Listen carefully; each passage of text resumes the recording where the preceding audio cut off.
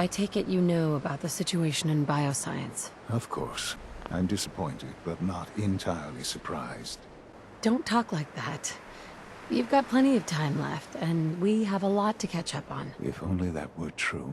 Go now. Son?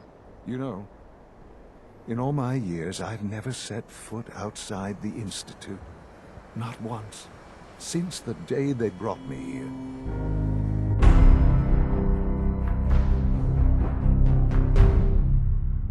Dr. Volkert, I need your help. My son is dying. Please, save him. I was in cryosleep until recently. I didn't want it to end like this, Sean. They left me on ice. For 60 years. 60 years. So much time. Wasted. Believe me, I wish I could, but he's suffering from a very aggressive form of cancer. We've tried a variety of experimental treatments, but Sean has not responded well to them. All we can do at this point is offer palliative care. I am so sorry.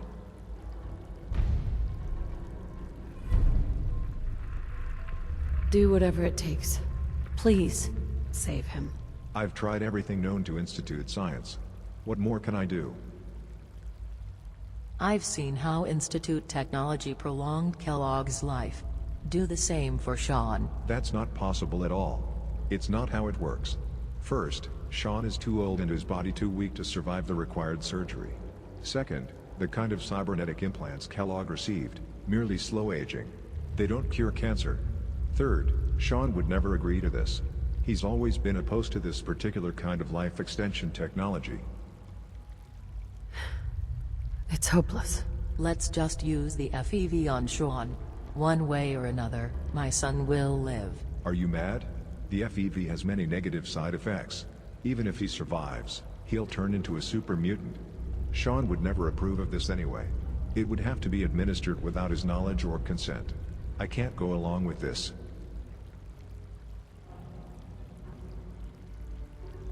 Sean doesn't need to know, Dr. Volkert.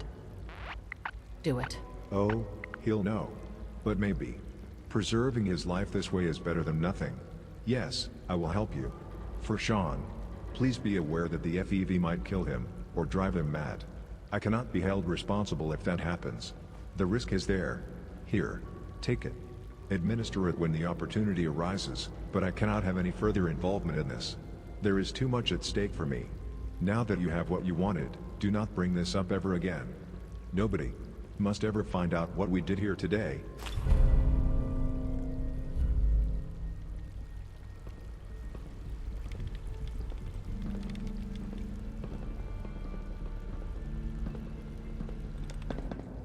Hello, Sean.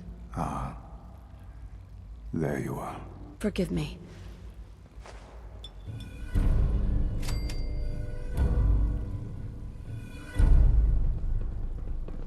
I've already heard the news. But of course you wouldn't be here if it weren't a success. We're all safe now. For now. Yes. But there will always be threats. You must remain vigilant. It's all up to you. I'll do my best. I know you will. Don't worry about me. You need to look ahead. Focus on the future. Shh. It's all right. Thank you. Mother.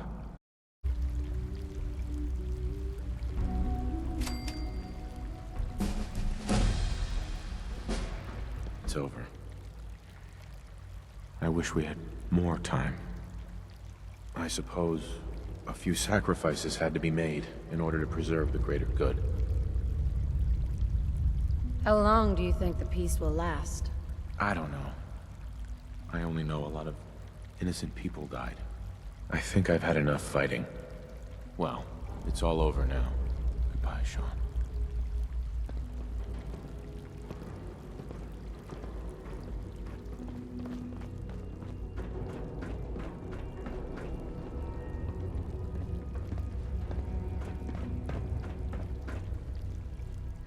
I have a message for you. Come to Vault 111. It's important.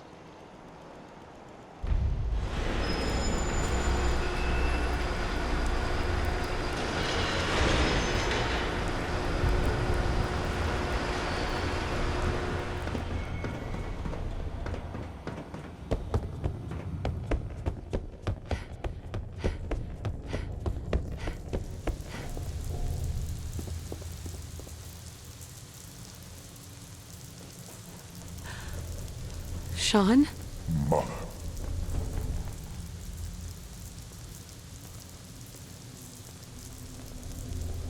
You're alive. How is that even possible? I think you know. Clearly, I was never going to get better on my own. Stuck in the body of this monstrosity. This is not what I wanted, Mother. If I did, I could have just injected the FEV myself. It's not rocket science.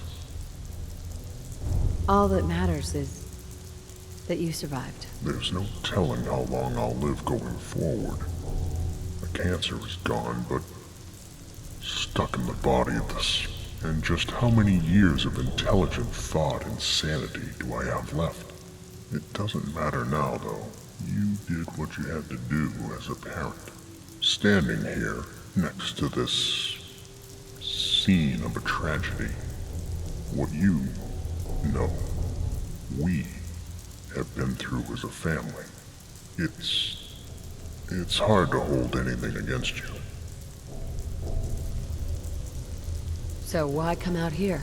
I've spent almost my entire life underground.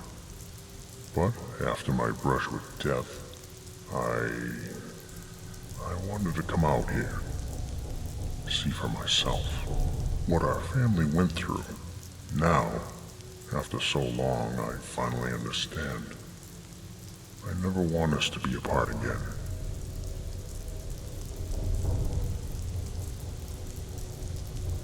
There are advantages to being a super mutant. You're strong, you're tough.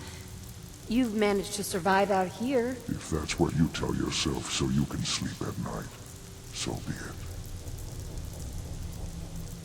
This doesn't make sense. Why did you leave the Institute?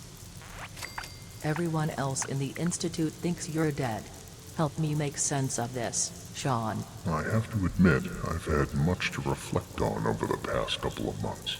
With old age comes regret, and asking, what if, more often? The Institute, past and present, has committed unspeakable crimes in its otherwise legitimate pursuits. Just look all around you in this vault. Ultimately, I wanted you to succeed me as director of the Institute. Perhaps you can lead the Institute into a new era of prosperity. And it's not like I can go back looking like this. This is not how I want to be remembered. I think we've talked enough about this. Very well. Son, time to hit the road. Come with me. Yes, I'll be right behind you.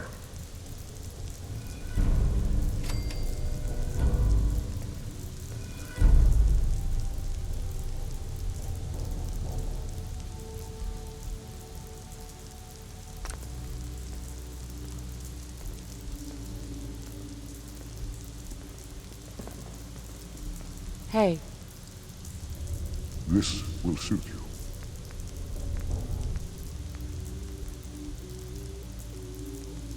hey. Hey, hun. It's over. I wish we had more time.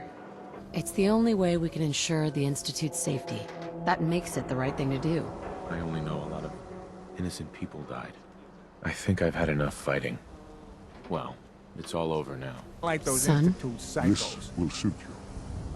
What are you thinking about? Now that you mention it, Mother, I do have some questions I'd like to ask you, if you would answer. My first question is, who was it that originally came up with the bright idea to use the FEV to save my life? It was Dr. Volkert's idea. I just went along. I'm not shocked to hear that. He was always obsessed with not losing patience, no matter the cost. It's a pity you went along with such a foolish scheme. My second question is, what are your plans for the Institute going forward? I plan to reform how the Institute does things. The Institute has committed many crimes against humanity. That won't happen under my watch. The Commonwealth deserves to determine its own fate. I'm glad you see it that way. Hopefully violence won't be necessary. But in the end, you must do what's best for the Institute. My final question is this. Where do you see yourself 10 years from now? Still director of the Institute. I hope so. I know you'll make a great leader. Just curious what you're thinking. Well, do you have any specific questions for me, Mother? Your father. I'm not interested in your life story. I was raised by an Institute scientist named Dr. Carson. He was fair, raised me with the values of the Institute, and made sure I took my education very seriously. He never raised his hand against me, not once. But he also made it clear from the very beginning that he was not my father. Mostly, he was very busy with his experiments. In fact, he would often leave me in the care of Gen 1 and 2 synths. Dr. Carson died when I was 19. I've been an independent adult ever since. I was never informed about the fate of my real parents until I became director. I always just assumed you had both died in an accident. What's it like being a super mutant? No, it's disgusting. Almost everything about it looks and feels wrong. That said, I've never felt this powerful, not even in my youth. The thing that most concerns me is a possible gradual deterioration of my mental faculties over the next few years. It happens to many super mutants, hence why they're almost always unintelligent brutes. How did you fake your death? Everyone in the Institute is convinced you died. I sabotaged a medical pod in Dr. Volkert's infirmary. It was vaporized as a result. People assumed it malfunctioned while I was still inside it. Guess they didn't tell you. Anyway, I teleported out of the Institute in the chaos. That reminds me, you should delete those molecular relay logs. Are things all right between us? You've helped the boy achieve his dreams. I'm proud of you. Take care of the Institute and we can put this FEV nonsense behind us. Sean, I don't have any more questions. Very well. Oh, nothing. Very well.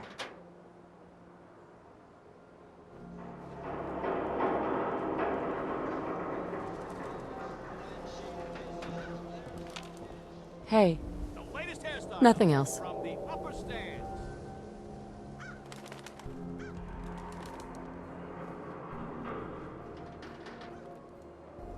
Everyone who's anyone reads public occurrences.